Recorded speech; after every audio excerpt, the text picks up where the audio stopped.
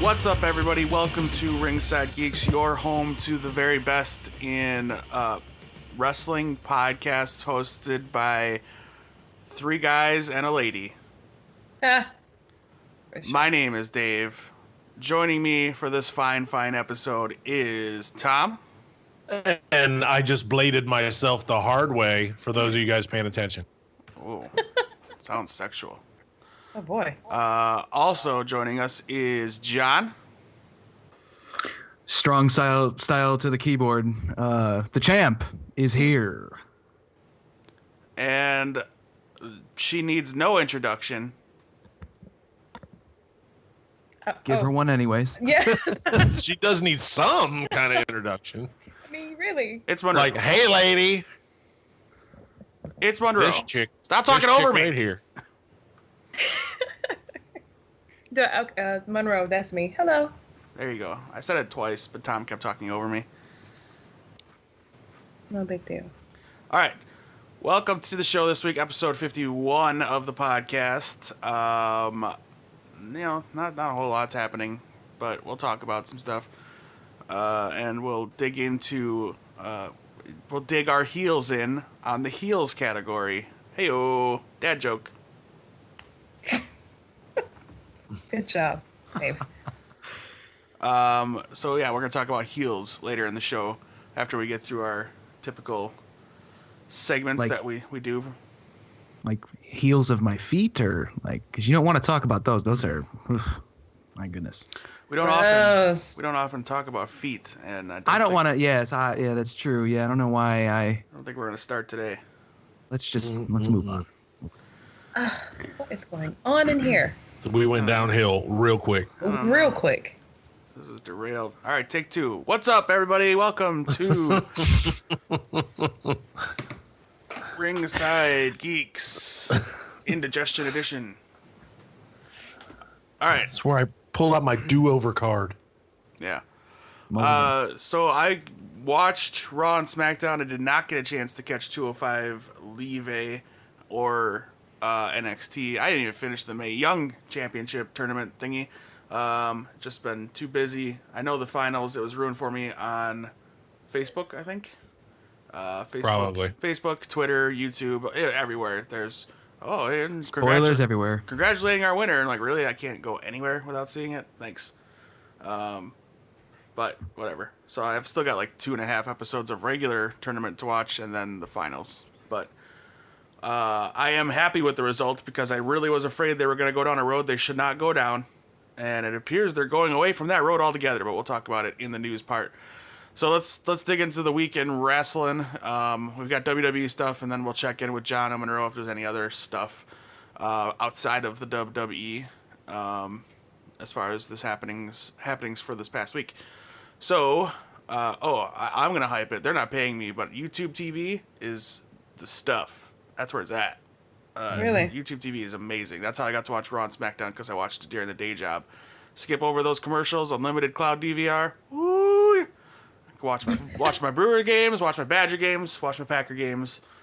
It is He something texted else. me a very glowing review. So, yeah, he's not just saying it for now. He means it. Yeah, I'm not paying for cable. If I could cut the cord and use YouTube, and it works so easy too. It's like How much you pay for that? Right now it's free for 2 weeks, and then if I decide to keep it, $35. A month? Yep. Oh, that's not bad at all. No, plus, like I say, it's unlimited DVR, and it's got all my local channels. It's AMC if I want to watch that Walking Dead show. Dude, all the good stuff. they're going to put the cable companies out of business with that. YouTube That's is already happening. it looks good. It looks good. You said it has your local channels too? Yeah, NBC, ABC, Fox, CW is kind of like built in with like their on-demand stuff. It's not live, but that's fine. I got rabbit ears, so Similar to I get- PlayStation View. yeah. But I hated the look of it. It was too clunky, and it was hard to really operate as far as like fast forwarding. It was so slow. If I wanted to skip the commercials, like it was just took way too long for it to kind of what's the word I'm looking for? Like refresh. Mm-hmm. The stream was terrible, I would say. For that, Sling I've had problems with before. Like you could tell streaming services have a little bit of issues, like WWE Network has from time to time. Netflix is probably the perfect one. I've never really had a problem with Netflix since like maybe 5 years ago. They figured it out, and YouTube is YouTube, so they know what they're doing over there. I don't know. I give it glowing reviews, and it's actually got me thinking about keeping it. You can have 6 accounts signed into your one account, so I could give that to 6 people legally. Let them sign Nice. in. Have their own cloud, DVR, all kinds of stuff. Like I say, we're not getting paid by them, but that's how I was able to watch Raw and SmackDown this week, and it worked out quite well. So yeah, let's talk Raw. I only have 2 points of interest because I thought I really didn't care about the rest of the show. So, The Miz and Enzo. Miz came out for Miz TV to announce that Maurice is pregnant. Woo, baby. Congratulations. Yeah, congratulations Yay. to you two. We're gonna miss you, Maurice. For while she's gone with the baby. But the bigger part is The Miz just straight up owning Enzo with real life stuff on that microphone. And Enzo actually making sense when he came back at Miz. Finally making sense on the microphone because I'm going to give all the credit to The Miz. He gave him something to work with. Mm-hmm. I don't know. What do you guys think of that segment, Monroe? I didn't see it. But okay. if it was The Miz, then I'm pretty sure he was just as great as he usually is. Well, you guys want to hear it? I can try to find it. Well, I saw it. Okay. I'm good. Is that a no? Is that a yes? What is going on? I'm good. I'm good. I don't need to hear it. I'm not that excited. I read about it. I read a recap about it. Okay. What do you think? I honestly, it's hard for me to get invested with anything going on with Enzo Amore. I just don't even want him on my TV screen. And I know that's like, look, I love The Miz, promo ability off the charts, but you're you're wasting your breath on Enzo Amore, in my opinion. I don't know. He could be tying it up vocally with somebody else, and I don't know. Yeah. Doesn't he have a championship too? Like. Well, this was just a segment. They're not going to do anything. They had. I know. Yeah. But that's what I'm saying is why, like. Well, it was he also should be focusing on his next match. Do we even have a contender for him, or for The Miz? for the IC title? Yeah, I think they're going to do. Well, I don't know anymore actually. I thought it would be Jason Jordan, but I'm not sure. Because they were talking about how they were going to elevate the mid-card championships on both brands, and I mean, if you want to elevate it, then having him do a segment with Enzo Amore isn't really accomplishing that goal, at least in my opinion, especially now that Enzo's kind of been relegated to 205 Live and the Cruiserweight division. Well, this was a week of crossover to 205 Live, actually. So it made sense to me because you had a 205 Live guy go against a regular, division guy on Raw, and then on SmackDown you had Fandango invade 205 Live. Or not Fandango, but the Fashion Police did. Right. So I don't know. I thought that's what they were kind of accomplishing with both, was trying to get some crossover appeal to both, to the 205 Live brand with that. And I mean, Enzo still sucked, and he still got. I think he lost he lost. So. Yeah, he is you're right in what you say, that he is very popular and he will help with crossover. And that in of itself is enough cause for concern for me, because it makes me think that, his popularity alone is what is going to make them put the championship on him. No. I'm not and talking about if he manages to beat Neville, I'm going to have some real problems with that. No. I'm not talking about Neville. I mean, they had the Miz face Enzo. So it's crossover with the regular Raw. I don't care about Enzo being on the roster. And yeah, he's there because he can talk and there's pop value, but I can't see him. I don't know. I don't know. Maybe I'm wrong, but I don't see them rewarding Enzo with the Cruiserweight title on next Sunday. I sure hope not. We'll see. I sure hope not. I don't see Vince McMahon being okay with the things that are going on. Even so that they let Miz talk about it and still reward him. I just can't. I don't know. I just can't. Tom, what do you think? Yeah, the underlying factor right here is The Miz is the perfect one to do this. because the Miz went through the same things, being locked out of the locker room, having to dress in the hallway. I mean, Miz, and it's perfect for him to be the one to throw this at Enzo. No one else could do this in my mind, and no one else delivers on the mic like the Miz. So I loved it. I don't know if it was scripted like a lot of the Roman Cena things, but whoever, I'll give a shout out. If it is scripted, and even going to the Cena and Roman stuff, whoever is finally writing some of this stuff, you're finally doing a good job, because you're bringing stuff up that is relevant. You're getting people to take notice and go, oh snap, oh, did he just say that? Oh damn. So whoever's writing this, kudos. But for me on this one, the delivery was all about the Miz, and it had to be the Miz to do it. Yeah, I would agree. I do not believe they will not reward Enzo with the cruiserweight title, because Neville is Neville. Enzo beating Neville is a slap in the face to anyone in that cruiserweight division. Yeah, I mean, Miz even put Neville over. Like, Miz put a guy over. So it's like, I don't know. It's funny to me that the Miz is putting people over, and that actually works because it's the Miz when you think about it. But to see where he's come from since just even his days of feuding with John Cena and WrestleMania and all that, like, he's come a long way, and he deserves some respect. I think. Right.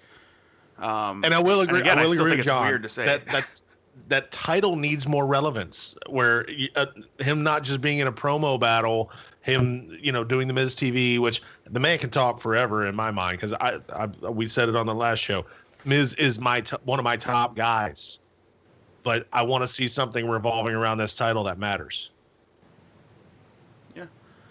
The only other thing I really thought, and then I'll ask everybody else, it doesn't sound like anybody else watched it but me and Tom, but or they didn't read about it. The only other thing I really cared about was the Asuka vignette, which signals she's coming to Monday Night Raw.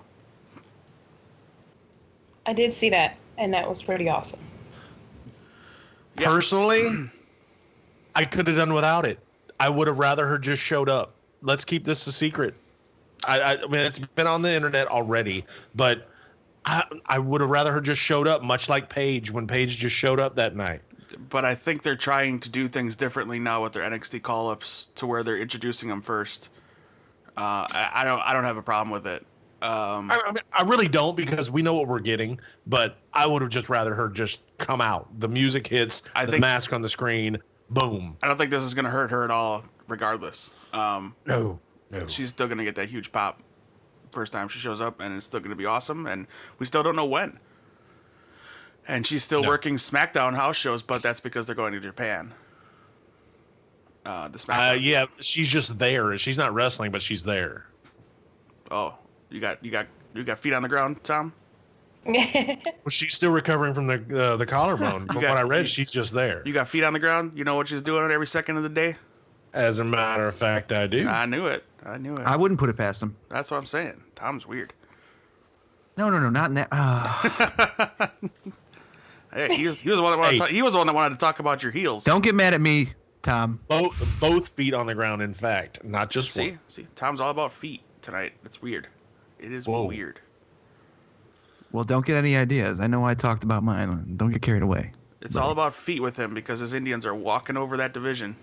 What? This is true. They're called the Windians right now. Oh my God, they are not called the Windians. That is gonna ruin your season, brother. That's gonna ruin your season. Sorry. All right. Anything else from Raw that you guys want to talk about? The floor is yours. Nope. No, not that I can recall. Again, I thought another solid scripted segment again between Roman and Cena. And of course, my favorite part, I love Braun no-selling the German to Brock. I actually marked out when even, I think it was Corey was like, he stood right up. He just stood right up. That's right. Yeah. And I'm like, yes, if anybody should do it, because we know Brock doesn't sell, but let Braun not sell. It was good. I thought, I like where this is going. And my son, he watched it, and he said, I didn't realize how big Braun Strowman was, but this is the perfect guy to actually finally match against a guy like Brock Lesnar. No sell for no sell. That's right. Yeah. Yeah, we'll see. All right, SmackDown, the far superior show of the week, I think. I really enjoyed it. and part of that was the main event deal. Kevin Owens kind of owning the show. I have one. Delio. I have one friend who is actually on the Atomic Geekdom Network. His name's Kyle, who hates Kevin Owens because he's a whiner. And I'm like, I know he knows wrestling, so I'm like, that's the point, right? That's what he wants you to feel. And he's like, no, but he sucks. He just whines. Like, that's the point. He's a bad guy.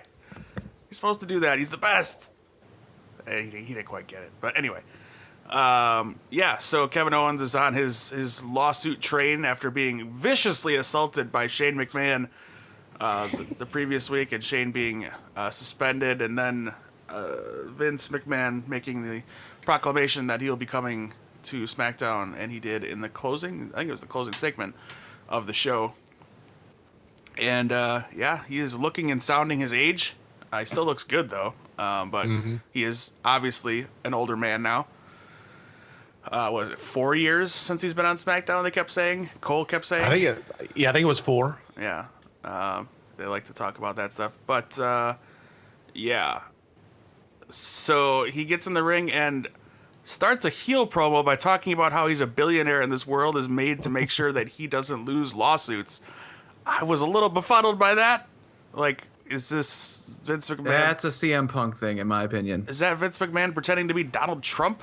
What is happening here? It was weird. But then he kind of turned it around, and I don't know. I saw him more as the heel of that segment until the very end of it. And then KO got what he wanted, the go ahead to annihilate any McMahon family member, and he went to headbutt him. We got some color. Vince's forehead. And then, he did not finish there. He just kept going on that old man. And, the ref, I wasn't looking because I was at work. I was looking at something else, and I kept hearing the ref say, "That's your boss. What's the matter with you?" It was funny. But I don't know. What do you think, Tom, of this program? Because it's leading to a Hell in a Cell match between Shane and KO, and how do you think they're building it? And are you interested, or what do you got? Of course I'm interested. Shane sells. Shane does a great job in any match, although, 2 Hell in a Cells, and what would have been a Hell in a Cell, then AJ, then Hell in a Cell. So, yeah, I mean, the guy sells, so we know, and I think it's a testament that Vince knows that Shane is a draw. So he's going to put him in these matches to get people to watch. Because of a non-wrestling capacity, Shane is over. The crowd loves Shane a lot. They love Daniel too, but I don't think we'll see that.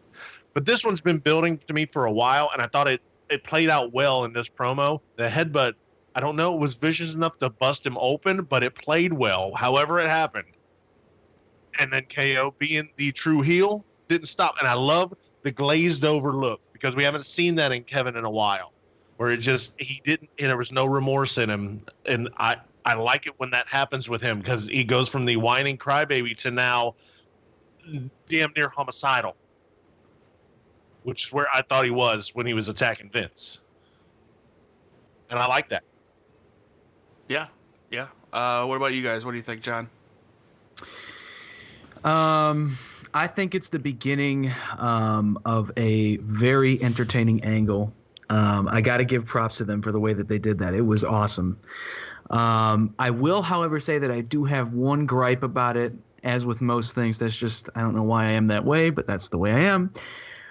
I remember when Katsuyori Shibata headbutted Kazuchika Okada. There was a lot of outrage, and a lot of people directed a lot of anger towards Japan for their unsafe working and all that stuff. And I mean, you're headbutting a 70-year-old man, and I mean, I know it started a great angle, but I don't think it was very smart.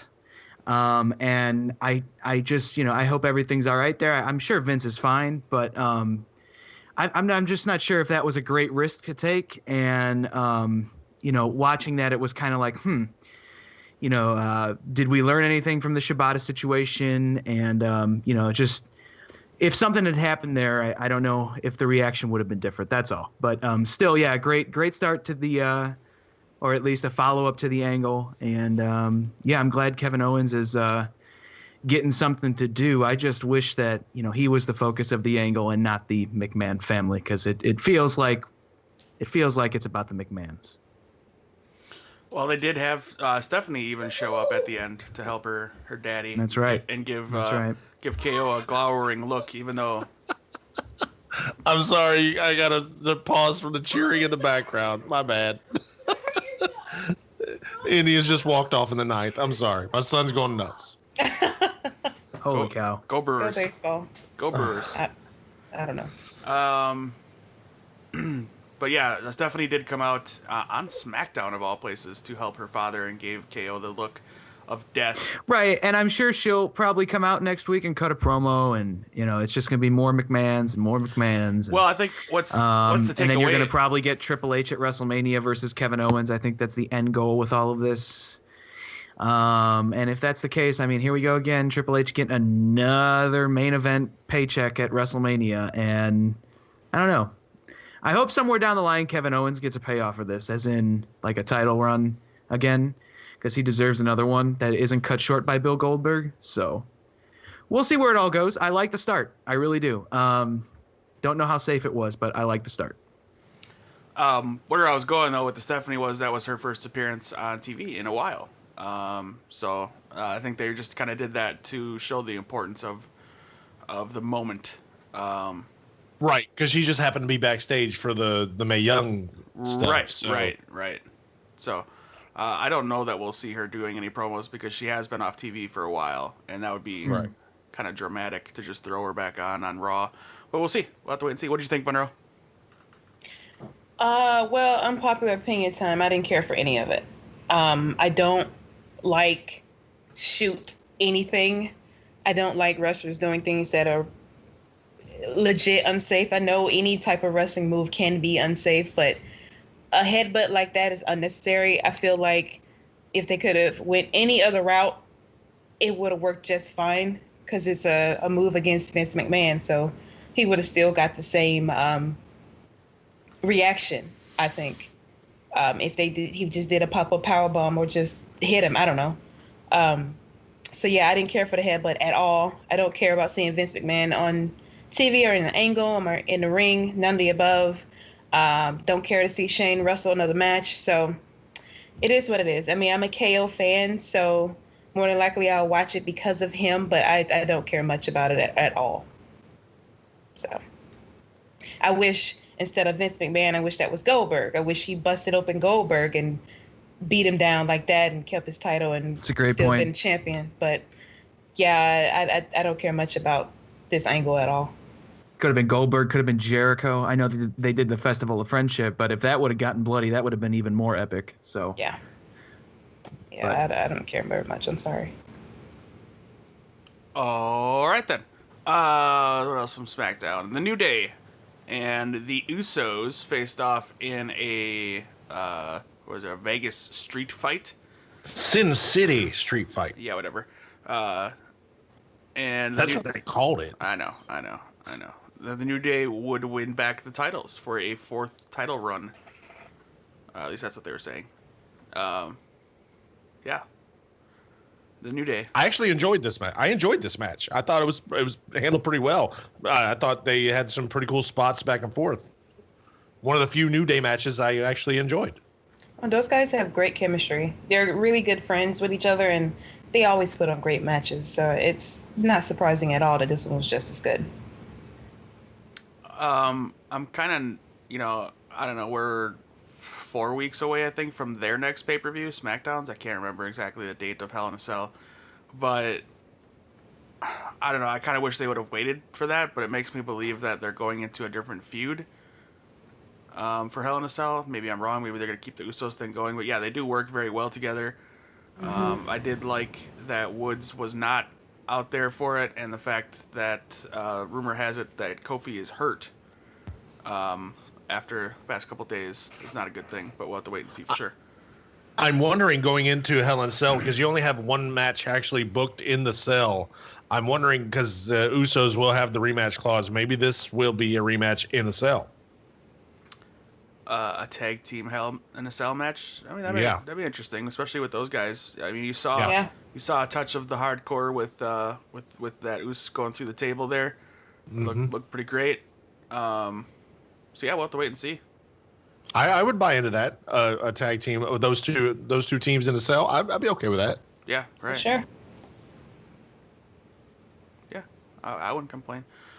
Dolph Ziggler's new gimmick of raining on everyone's entrance gimmick. Now, before I get into the bad, the good part is he's right.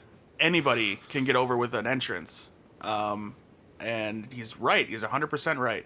Where he's wrong in the fact that he is not that good in the ring anymore. No. He used to be an appeal, and that was maybe for like a year. Everyone's over with it, and I think he sees the writing on the wall with this. I don't know, but what do you think of this ripping on everybody's entrance and doing multiple entrances and faking out the crowd at the beginning of the show with the Shane McMahon entrance and then doing Bayley and Ultimate Warriors this week? What do you think, Monroe? Oh, well, I think you have that backwards. I think that not everyone can get over with that entrance or a gimmick or a character. And I think Dolph is still fine in the ring. I don't think he's terrible, or I'm not a fan, don't get me wrong, but I don't think he's terrible or anything. If you put him in the ring with Miz again, they'll have a great match. He's one of those guys that's dependable in the ring. He's not the best in the world, but he's dependable. So I mean, I don't know if I agree with that. And as far as the gimmick thing goes, I don't think Dolph coming out like Bayley would work. I don't think Dolph coming out as Ultimate Warrior would work. I mean, those gimmicks fit them, for reasons, that's debatable, but those gimmicks fit them. And I don't think that just anybody can play have an entrance and it'll get over. I don't think it works that way. With that being said, I don't know what Dolph is doing. I don't know what this angle is about. It's really hard for me to care for it because I stopped caring about Dolph a while ago. He's just kind of there right now, and I don't know. I heard his contract is coming up soon, and they say he may go overseas. Who knows? But as far as what's going on right now, yeah, I don't care that much about it either. I'm sorry. All right, Tom? I think personally, I'm enjoying it. You know me, I've said it before. I'm not a huge Dolph fan. He can go in the ring to a point. He sells incredible in the ring, but I wouldn't put him as a top tier guy. Right. But he's absolutely right when it comes to certain people's entrances and gimmicks is what gets them over. I honestly believe that. And I think him doing them is not that he's trying to get over it. He's mocking it to make the fun out of it. Where, oh, so you didn't like that? Oh, you didn't like it on me. Oh, you liked it on them, but you didn't like it on me.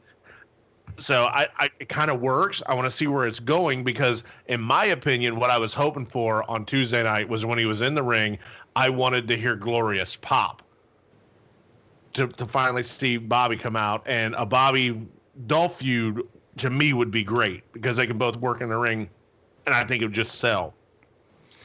If I'm Dolph, though, from what I read, you better tread lightly, brah, if you want to come down as the Warrior with Dana Warrior in the front row. Right? Calm She was down, not man. happy. Well, but she had to have been privy to the information. But yeah, calm down, dude.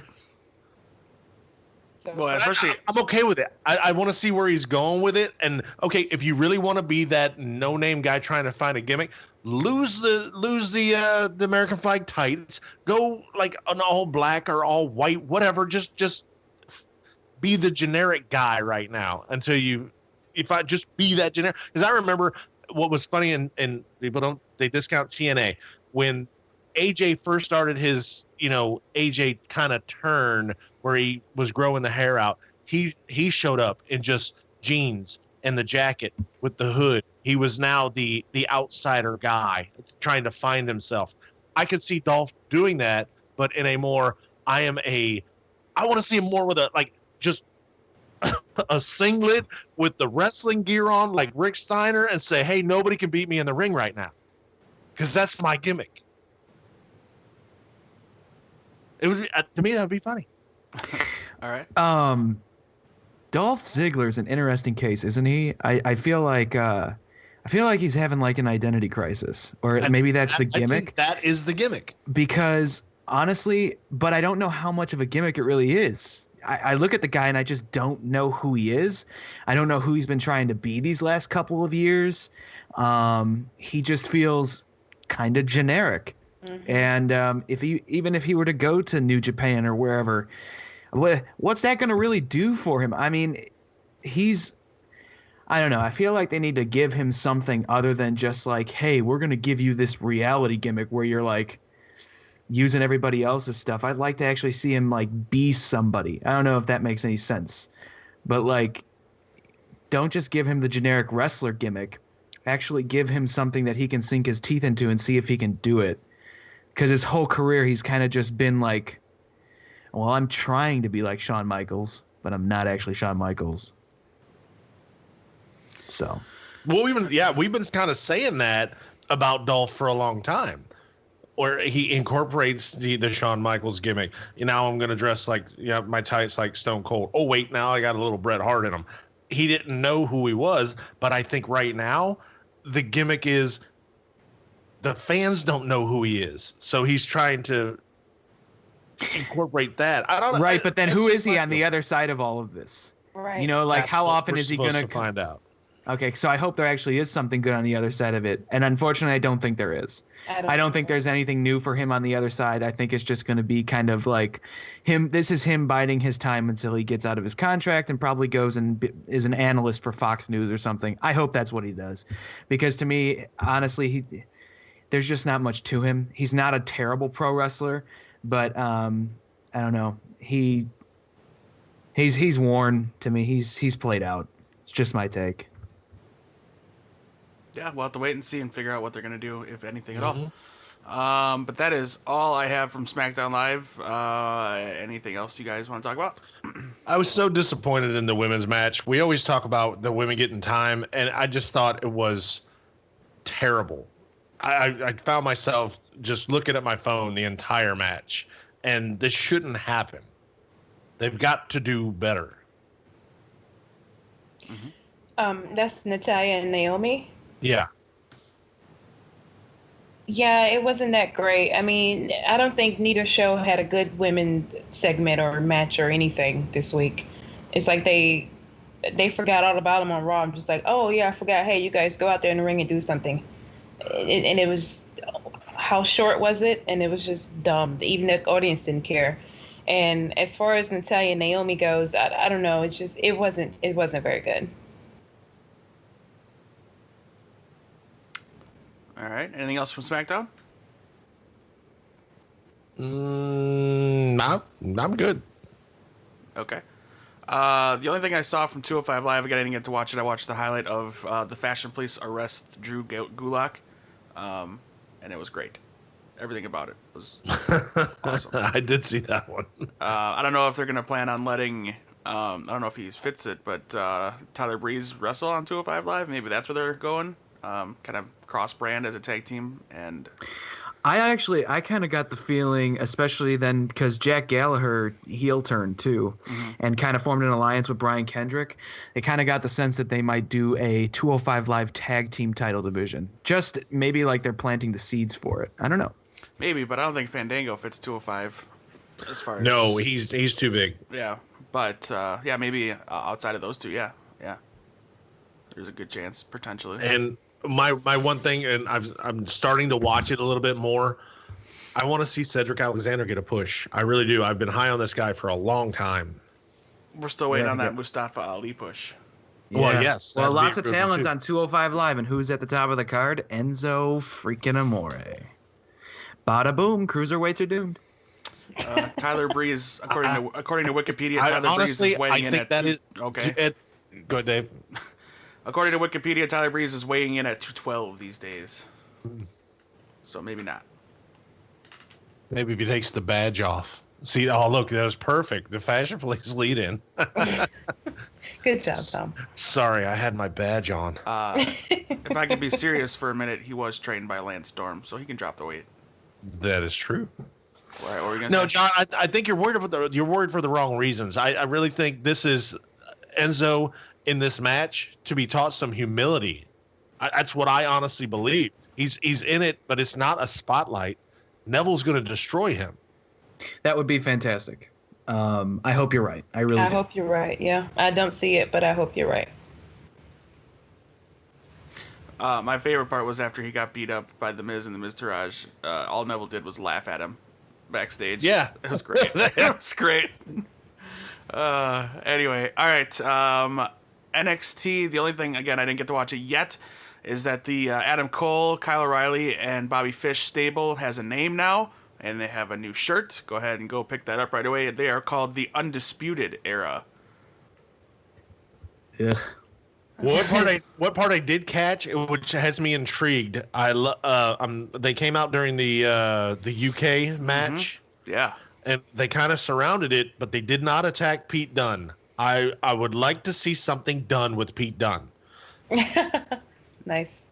I mean, really. I mean, maybe make the title more relevant, have it defended outside of the UK, make it a relevant WWE title or something, or maybe have him part of this stable, because there's magic waiting to happen right there. Well, looks like Tyler Bate and Trent Seven, I think, or Wolfgang, maybe, are challenging. No, it was Trent Seven. Okay, are gonna challenge O'Reilly and Fish or Cole to a match very soon. But yeah, NXT, you had the UK title on the line, which is good to see.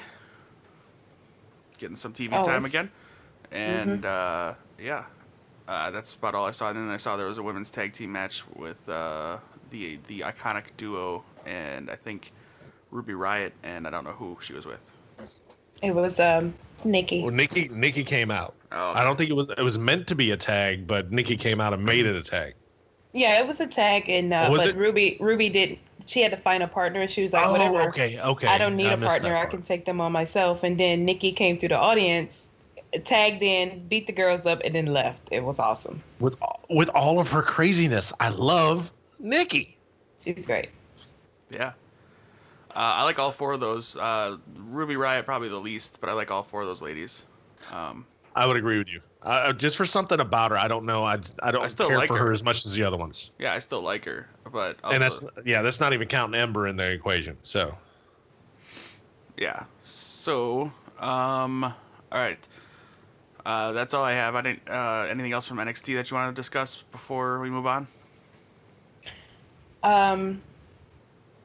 No, I guess not. The Street Profits are 3-0, so look out, Asuka. They're gonna beat I the like record. these guys. Yeah, Yeah. I like these guys. Yeah, beware, Asuka. You're in danger. Only like That's what he put on Twitter. I thought it was 600, funny. 600 more days. They are pretty funny. Yeah. Better start hitting the elliptical. It's about to get real. Right. Speaking of the NXT Women's Championship, it sounds like the winner of the Mae Young tournament is going to be a number one contender, or be involved at least in a match to decide the new NXT champion. Yeah, I don't know if you've read that. It's been announced for Houston Takeover. Yeah. So who is it? I don't want to ruin it. You didn't watch the match. It's Kyrie. I know It who happened. won. I mean, who's she facing? Oh, okay. We don't know. Yeah, we don't okay. know. Okay. But she will be in, and I like this better than just giving her the title. Give her a Absolutely. shot to win the title. This makes perfect sense. And I'd like to say Triple H, big fan of the show. He's listening, and he heard us talk about this and say, don't give the title to her. Make her earn it. Thank you, Triple H. Keep listening. We're going to keep doing what we do. That's right. Thank you, Triple H. Thank You're you. the man. Do we want to say spoilers from NXT tapings? Tapings? Yeah. No. When were the tapings? Oh, no, I haven't seen any tapings Tonight. yet. They're taping tonight. Oh, they were tonight. Oh, no. okay. I want to read them when I. I'll say this: there's a returning star and a debuting star. Awesome. Now Really? you got me excited to read. So there you go. Something to look forward to. If you don't want to read it, I was spoiled by accident because I wanted to go unspoiled on NXT, but there it is. That happens to you a lot. It's weird. It does. I hate it. I am so furious. I don't even go to the stupid sites and I still get it. I'm mad at myself. Anyway, that's not for me. I don't really care about either of them, but it is a big deal, really. Cool. Okay, so Mae Young finals.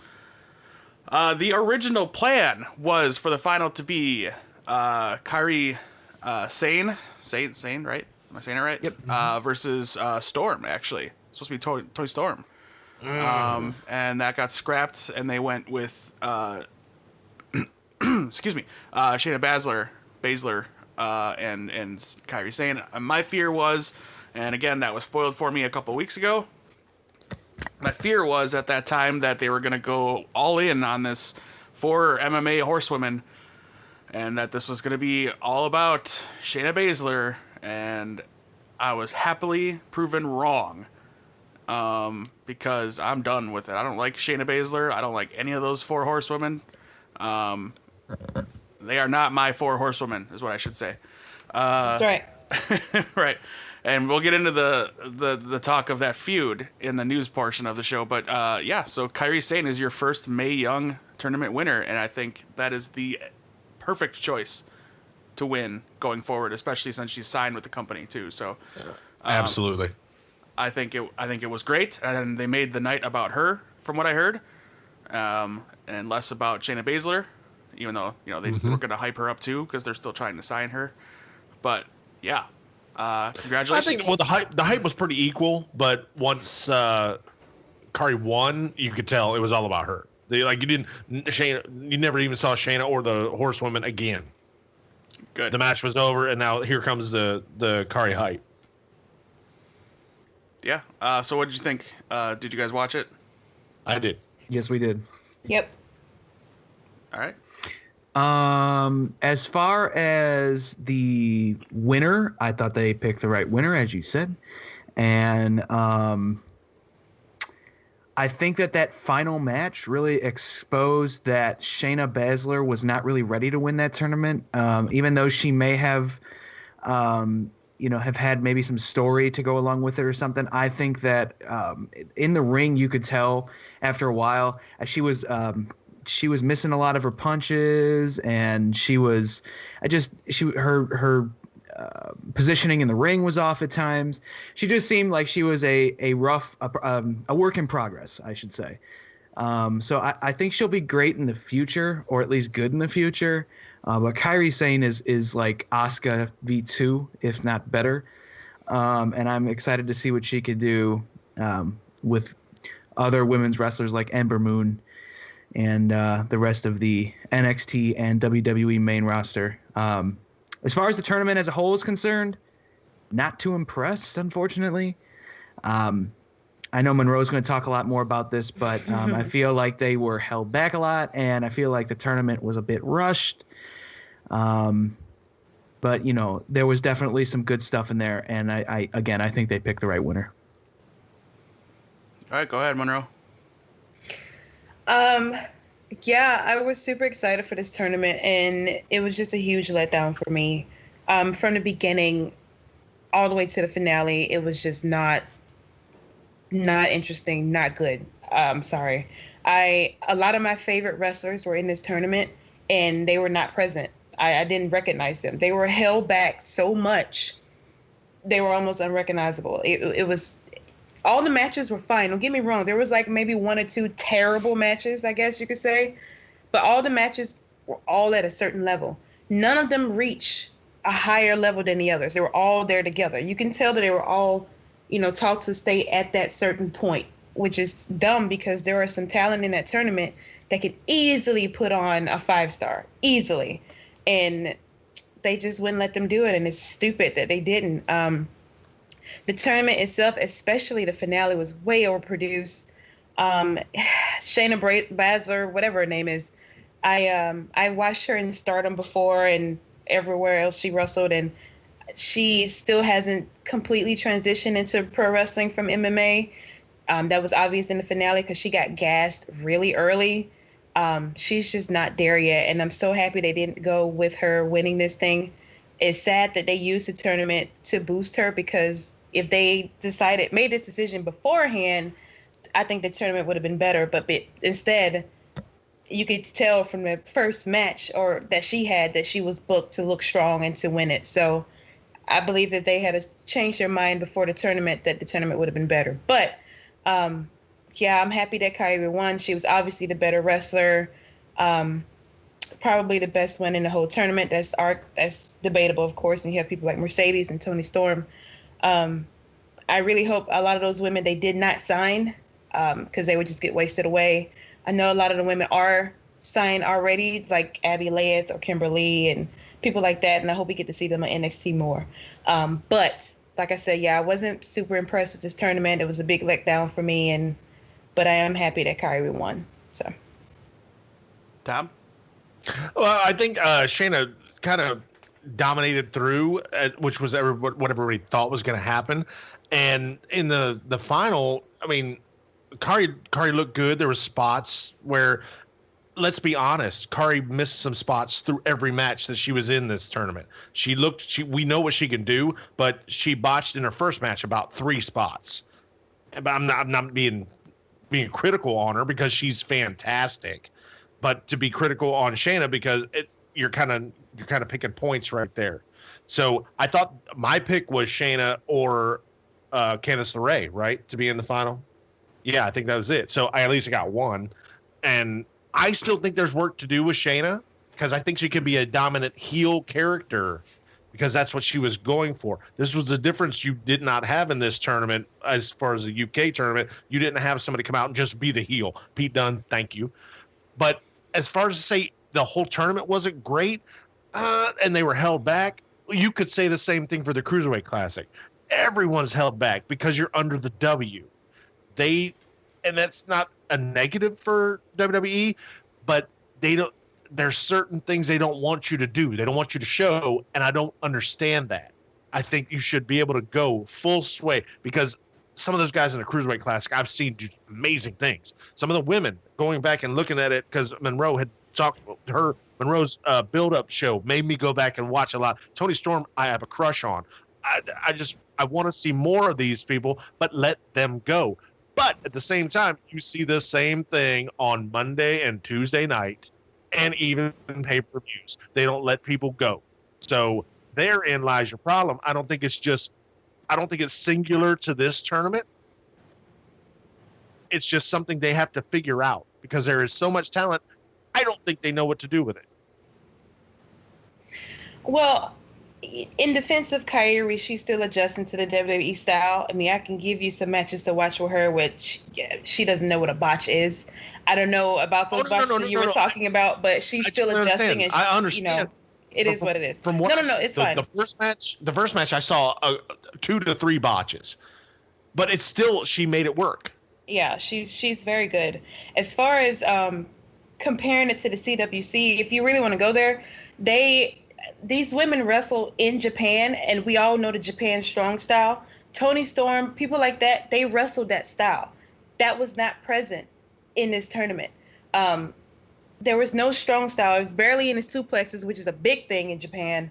Kaylee Ray is the high flyer. She barely did any of that. And when you compare that to the CWC, which is probably my problem in the first place, I probably shouldn't be comparing it because they did let the men go way more than the women. Now, there's some things that they did not let them do in the CWC, obviously, like power drivers and stuff like that. We know better than that. But as far as anything else, as far as keeping them at a certain level, they did not do that with the CWC. But they did with the Mae Young Classic, and it was clear as day. Especially if you've watched Zack Sabre Jr., Kota Ibushi, TJP. If you've seen these people wrestle other places and you know what they can do, you can see the differences when you look at their matches then and look at CWC. And if you watch these women in Shine, Shimmer, Stardom, watch those matches and compare it to the NYC, you see the difference clear as day, and it was a much bigger difference in this tournament. So I disagree. I don't know. I think they held women back far more than they did the men in the CWC. I think it's they learned from the CWC because I think they held back on the UK tournament as well. Because I think they learned from that because since that CWC, the cruiserweights are held back on Raw and 205 Live. They are not allowed to do a lot of the high flying stuff that they're advertised to do. And that was kind of the thing once they announced that they're going to have their own show is they're going to limit the high risk moves because of injury. And I think that was the case here. I think also, this is just, I guess, my opinion, not really fact. It felt like they were building only one person to be strong style because that's who they were kind of building the tournament around, and that was Kyrie. Not that she was entirely strong style, but she at least every time she wrestled, they talked about it. Lita did, and I think they did that on purpose just to have that singular character be the strong style one. Perhaps I could be wrong. This is just like theorizing here. And I'm not making excuses. I'm just thinking out loud as to what I saw. That's a good point. But I actually think they did that for Shayna more than Kyrie. But I mean, if we're going on commentary alone, then maybe. But to me, they was building her up more that way than Kyrie. I think they built Shayna up to be the big monster for Kyrie to break. Right. Yeah, well, for sure. Yeah, for sure. And that builds to Kyrie more than Shayna. Obviously, it made Shayna look good because she went to the finals, but it builds a bigger product in Kyrie for them because, I mean, even going into it, she was a huge product, but now she's the next coming of Asuka, essentially, perhaps better. We have to wait and see what they do. Well, and also, I don't think it's fair to compare the CWC to Raw, SmackDown, 205 Live. It's a different monster there. So I don't think it's fair to say, well, look at them on Raw and SmackDown. They're held back too. But it's not the same thing. So, but I guess that's just my opinion. Well, I'm going by what they're allowed to do, and I think if I'm just going by tournaments, I think it dropped the what they were allowed to do dropped in the UK tournament, and then especially in the women's tournament. So I think it was a learning experience, the CWC, but I don't know. Who can know for sure unless Tom's got more feet on the ground backstage. Right. No, I would go back. Tom, to let us see your feet. the CWC tournament. They had these boys on seat belts. There's not much I go back to WCW Monday Nitro and I long for, but it was the lucha matches. Those guys flew around. ECW, they flew around. The CWC, when I saw this was coming out and I saw some of the names, I was like, please let these guys go. I gotta disagree, Tom, because But I don't think they did. the CWC was a spectacle for every match. Yes. We were seeing moves and stuff we've never seen in the WWE. There was moves we've never seen, but then I'm also seeing the same cruiserweights that are surviving off of submissions. But at the same time, I've watched these same cruiserweights just fly everywhere, to the outside, to the inside. I wasn't seeing that. And I'm not saying that because I love the CWC, but I still believe they had seatbelts on. Don't make it. She's saying it that the women did, but the CWC did too. Right, but they were still allowed to showcase what makes them great. I agree. Saying. Yeah, the CWC, I think, was still, as far as like high flying moves are concerned, maybe it was a bit toned down. It wasn't exactly balls to the wall, for lack of a better term, but there was a lot of high flying action. In fact, my problem with 205 Live is that they couldn't even keep the level of competition from the Cruiserweight Classic, because if they were allowed to do that, I think 205 Live would be a hell of a lot better off than it is right now. I get what you're saying. I get what you're saying, Tom, for sure. Where you're coming from, for where these guys were on the outside, and I think everybody's right in this conversation. I don't think it's really an argument. I think we're all kind of saying the same thing. Yeah, pretty much. But yeah, and I'm not saying they were held back, or they were not held back at all in the CWC. That is not what I'm saying. Like you said, we're basically saying the same thing. And I'm not trying to make this a woman-man thing either. I'm just saying that this tournament, it felt like, especially from what I've seen, it felt like they were held back a little too much. Well, it exemplified one of the problems that I think WWE is having overall these days, and that is they are trying to control the talent too much instead of just letting them do what they do best, and that is wrestle. For sure. And at least that's my opinion. Yeah, I won't argue with that. But I don't know. You're allowed to be disappointed. It was something you look forward to. I for what I've seen, I've really enjoyed it. I was excited to watch it. I watched it. I think I watched the first 4 episodes at work on that day that it came out because I was so excited for it. I was taking notes and stuff. I was stoked. I've enjoyed what I've seen so far. Even though I'm spoiled and know who's gonna win, I plan to watch every single match and still be enjoy the experience. I hope, and look forward to seeing where they go next with some of these women. And also, it's got me to start looking for matches from these other women that were in the tournament. So if that's all they wanted, they succeeded. I've become a fan of women I've never watched before, and I can now search for them on YouTube and stuff, seek them out. That's great. I can seek them out and watch their matches, and one day propose to Tony Storm and whoa! Bring it, Tom. Claimed. Bring it. Claimed. I don't care. I don't care. Calm down. I don't care. it's happening. I Really will quickly, I will fight you in the rules. this went the entire episode, so we'll go through the news, but we'll save our heel segment till next week. That'll give everybody a chance to focus a little more on it, do some research, and then you guys can get involved too. So basically, we're talking about heels. Your favorite heels. Is the face heel affiliation dead? That kind of stuff. So hit us up on Twitter at Ringside Geeks, Facebook, all that good stuff. Let us know your opinions on your favorite heels, overrated heels, what makes a good heel. Let us know. Hit us up in the comments on this on YouTube, all that good stuff. But real quick, Tom Monroe, anything outside of the W John Monroe. Tom called it the W. That's where I was going with that. Outside of the W, what's been going on? You're welcome. Well, this past weekend was New Japan Pro Wrestling Destruction in Fukushima, and that was headlined by Michael Elgin versus Minoru Suzuki for the never openweight title. It just feels to me, at least, like these Destruction events are probably across the board going to be a little bit bland, just because instead of having one big show with a bunch of title matches, they've decided to space everything out and have multiple title matches across multiple different events.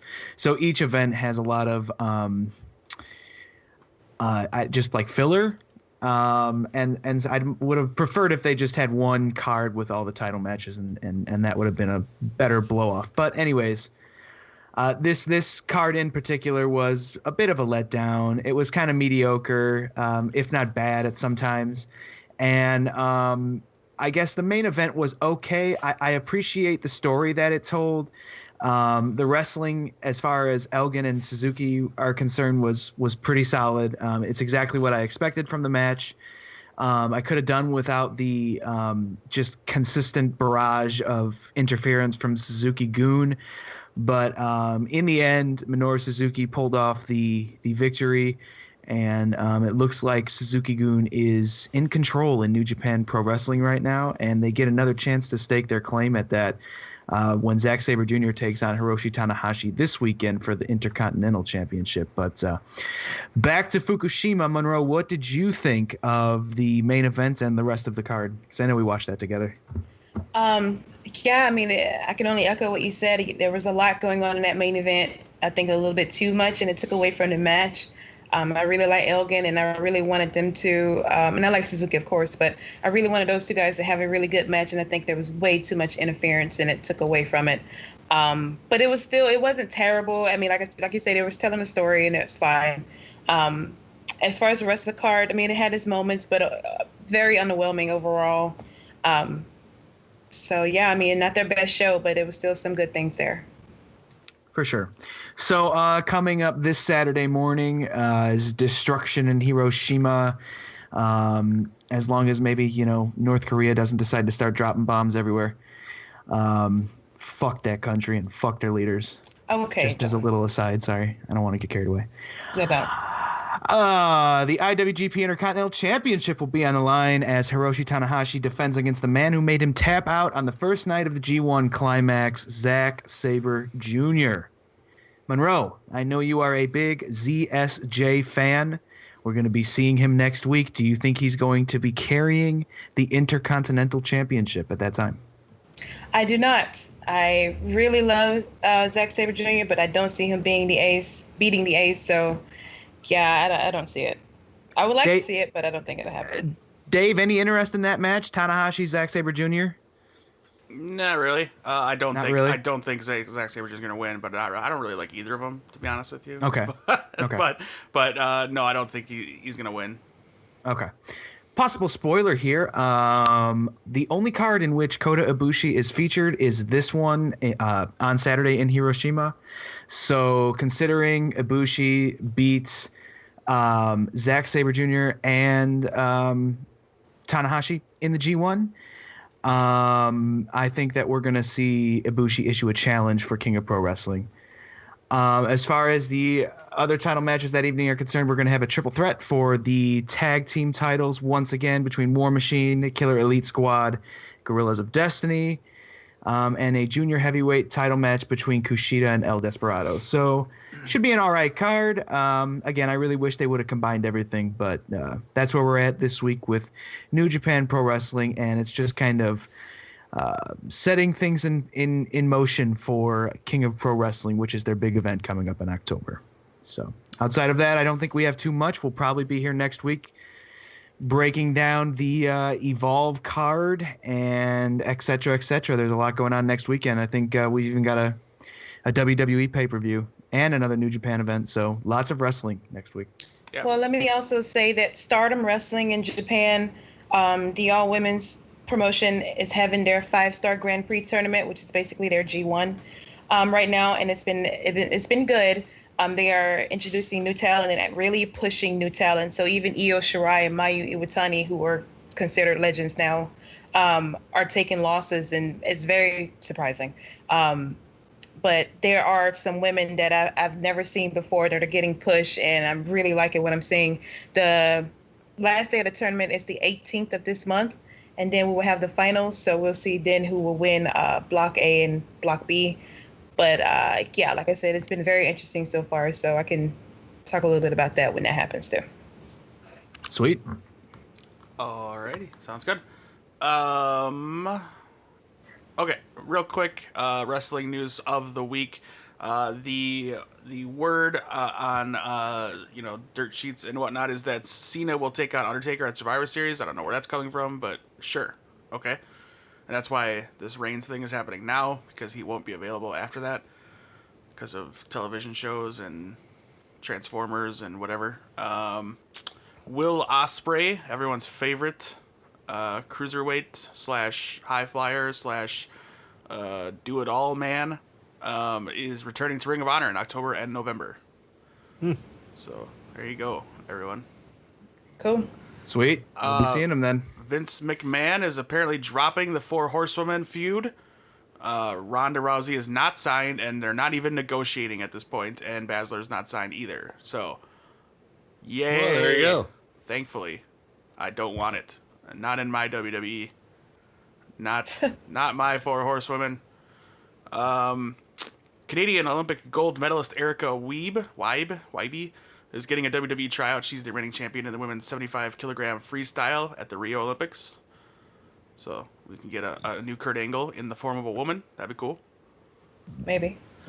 New Japan. If I could be serious for a moment, she's Canadian. Yeah, I said Canadian. But I had to throw in the Lance Storm. Right, I gotcha. 2 Lance Storm drops in one episode.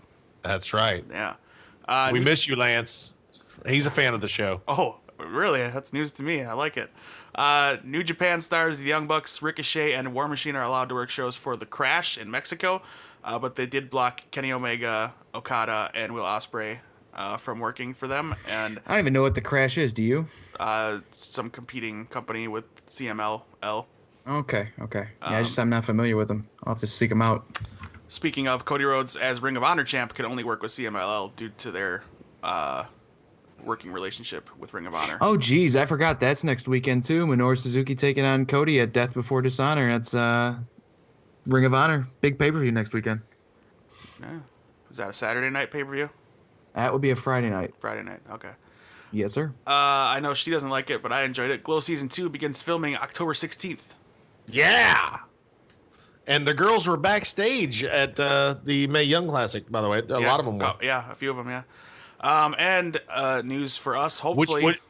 Which, sorry, Dave, it shocked me because I didn't know WWE had any association with this. Some of the women were tweeting about it when it came out.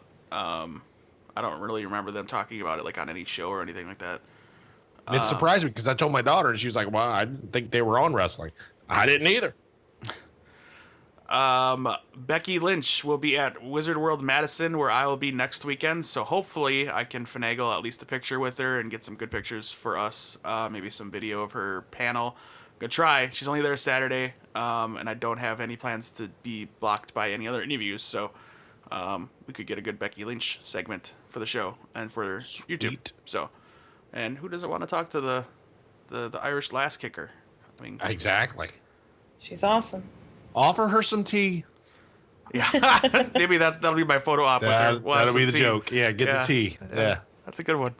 But yeah, all right. So that's all next week, and next week we will also talk about the heels. Maybe not next week. Now that I'm thinking about it, because we do have to do a scorecard. So maybe we'll put that off. But please chime in. We do want your input on that. That's the topic. We will get to it in the next 2 weeks for sure. But yeah, we do have to get a scorecard in next week, and we'll have stuff to talk about. So we may not get to heels next week, but we will get to it. It's one of our favorites. So, all right, social media's times. If you wants to talk to us on social media, Monroe, how can the people find you? I am on Twitter at EFDS_ENT. And also my Rinky Dink YouTube page is I Have the Storm Entertainment. New content coming. Rinky Dink. Rinky dink. That is a actual term in the dictionary. We're about a month away from 2K18 coming out, and I saw the My Career mode or My Story mode or whatever it is. Stuff came out, and it looks pretty great. And we will stream that stuff on our YouTube page for sure. We will twerk the hell out of that. I mean, tweet, Twitch, whatever. Yes. There you go. You figured it out. Yeah. We're all going to twerk live on YouTube. Nope. Except for me. Ratings just went up, brother. Tom, social media, how can people talk to you if they want to talk to you about Cleveland sports? If they want to talk to me, I'm at skids_world. Triple H, I know you're listening. Sorry. I heard he's a big fan, Tom. He is. Of you. He doesn't listen to the rest of us. No. Nah, I mean, he has to filter through things, you know. That's right. He's got the money. That New Japan women's stuff, no. He wants to get right to the dub. And that's all you. All right. John? I have a very, very, very serious Twitter at xjohnneve and a very artsy hipster Instagram, since we're all using adjectives, at xjohnneve. And that's JOHNNEAVE, because I know it's weird. Our rinky-dink social media is at Ringside Geeks for pretty much everything. Like, subscribe, follow, all of that. Do it! Oh, wait, there he is. Unexpected. Was that Tom Strowman? No, that was actually me. He's not here tonight. He's not here? Okay. He's after the hurricane, I got him moving some logs outside. So trees are down. Are we sure? Are we sure he didn't cause the hurricane? Like one big rip, like he just belched and he's a big dude. I thought he might have caused that earthquake. He's a big dude. Quite possible. Yeah, that could be. Him and Big Show had another fight. Not a beer I was missing. It's quite possible. I'm hoping he wins the title because hey, brother needs a kickback. Oh yeah, he was gonna give you some money if he wins the title. Some of that winner's purse. Yeah. Oh, all right. That's our show this week. If you enjoyed what you heard, please rate and review us on iTunes. That helps us out a great deal. Or just tell a friend. That's always fun. And like I say, like, follow, subscribe, all that good stuff. YouTube, Instagram, Twitter, Facebook, all of it.